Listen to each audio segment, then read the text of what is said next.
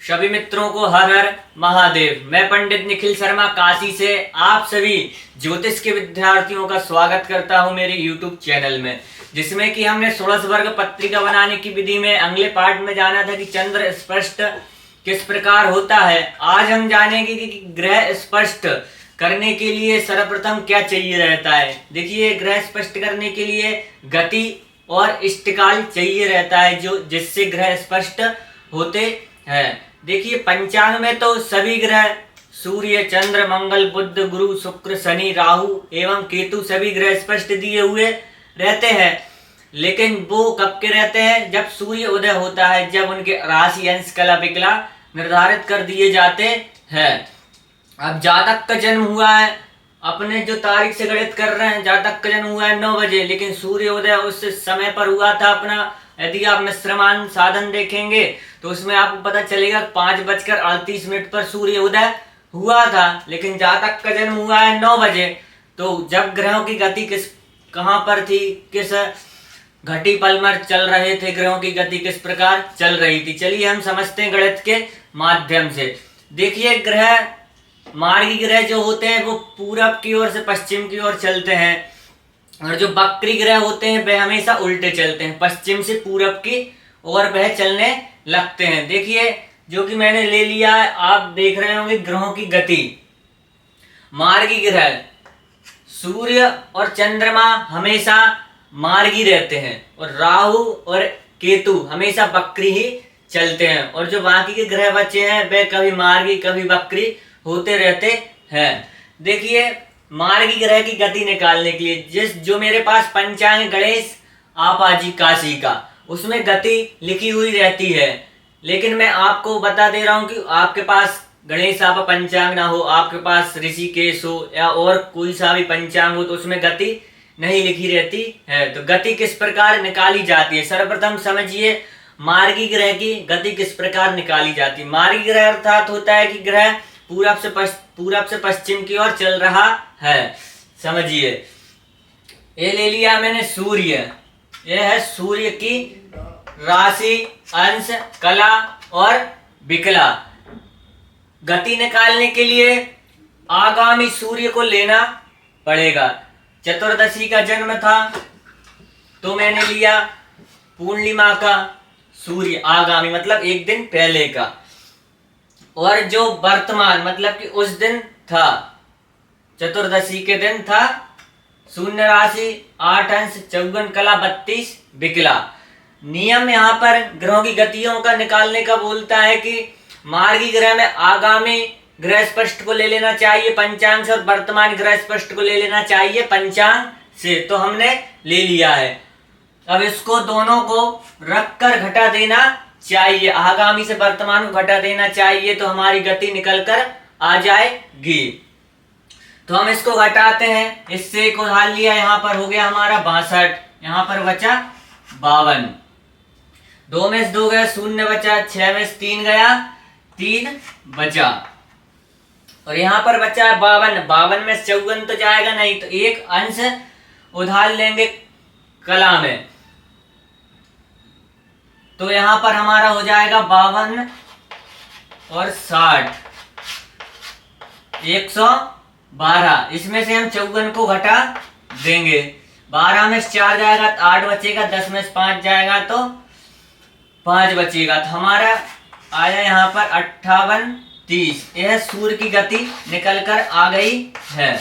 समझे आप इस बात को। मार्गी ग्रह, कोई सा भी मार्गी ग्रह हो, तो उसकी गति निकालने के लिए पंचांग से आगामी ग्रह स्पष्ट ले लेना चाहिए, और उस दिन का वर्तमान ग्रह स्पष्ट ले लेना चाहिए, और आगामी में से वर्तमान को हटा देना चाहिए, तो ग्रह की गति निकल कर आ जाती है। यह उस दिन जातक का जन्म हुआ जब सूर्य की गति इस समय पर थी। अब हम देखेंगे ग्रह स्पष्ट के बाद में कितना अंतर आता है राशि, अंश, कला और विकला में। राशि तो वही रहेगी, अंश, कला और विकला में अंतर आता है। देखिए, यह हो गई मार्गी ग्रह की गति निकालना। अब देखिए वक्री ग्रह की गति किस प्रकार निकालते हैं। जो कि वक्री ग्रह मैंने लिया हुआ है बुध, जो कि इस समय पर था 22 तारीख 4थे महीने पर बुध मार्गी चल रहे हैं।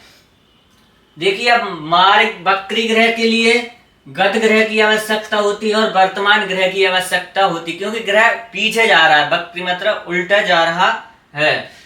तो गत ग्रह स्पष्ट लेंगे पंचांग से और वर्तमान ले लेंगे। तो अब इसको घटा देंगे, इसको घटाएंगे कैसे? 49 में से 58 तो जाएगा नहीं, तो हम इससे एक उधार ले लिए, तो हमारा यहाँ पर हो जाएगा 49 और 60, 9 का 9, 6 4 10, 109। 109 में से 58 जाएगा, 9 में से 8 गया, 1 बचा, 10 में से 5 गया, 5 बचा। तो यहाँ पर बचेगा हमारा 51, और यहाँ पर 56 में से 52 जाएंगे तो बचेगा 4। यह हमको बुध की गति प्राप्त हो चुकी है, जो कि वक्री ग्रह है। अब मैंने आपको राहु केतु से इसलिए नहीं समझाया क्योंकि इनकी गति फिक्स है। 3-11 राहु केतु की गति फिक्स है, क्योंकि ये हमेशा ही उल्टे चलते हैं, इनकी गति फिक्स रहती है।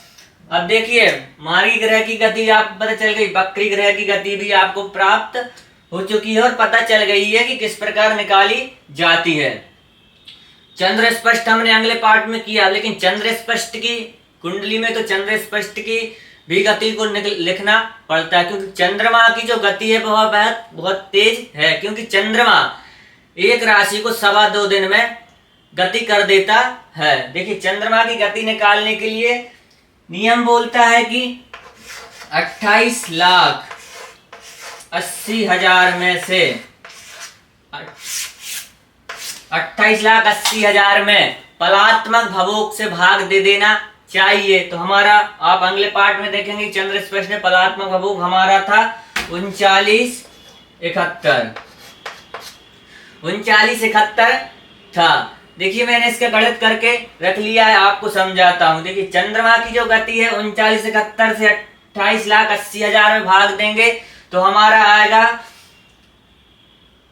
725 दान भाग गया था 28,80,000 में, जो कि उसका आया था हमारा